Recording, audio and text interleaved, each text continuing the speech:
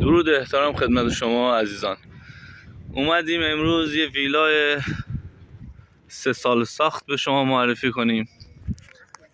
ویلای تمیز، زیاد از این ویلا استفاده نشده، در موقعیت بافت روستایی شهر خمام،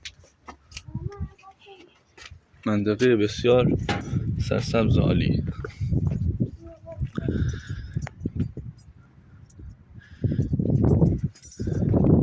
این ویلا با 366 متر زمین و 200 متر بنا ساخته شده.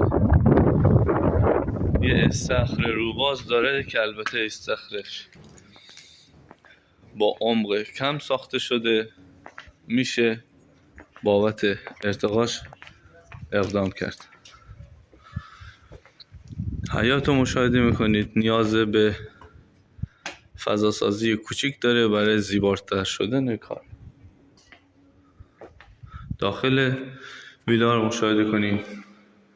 توضیحاتی که در مورد این ویلا میخوام بدم: ویلا 3 خوابه، هر 3 خوابش دارای مستره. پایینش پذیرایی، آشپزخونه و 1 خواب و یه راه کوچیک هم داره به پشت حیاط خلوت. جلوی ویلا رو مشاهده میکنید با نورگیر بسیار عالی و روشن. خواب اول همراه با مستر. لازم به ذکره که تمامی خواب‌ها هم داره کمد دیواری. اینجا هم یه سرویس عمومی داره.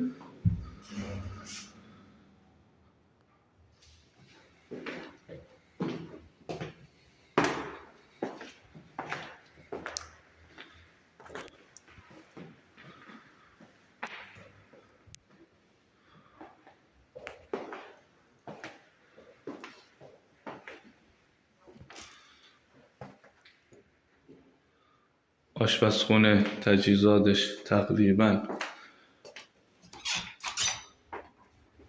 به روزه. اینم حیاط خلوت پشته که دوباره متصل میشه به خود حیاط جلو.